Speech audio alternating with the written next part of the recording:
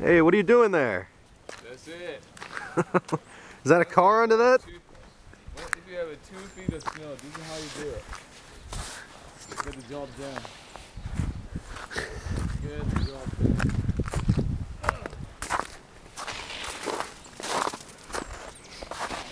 I'm not that really heavy, so not a big deal for the Honda. Alright, that's it. Game's over.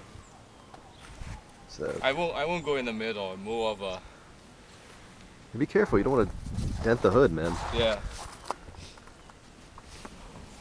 Ah. Oh. Shit. How I landed. So do they ever get this much snow in Burma?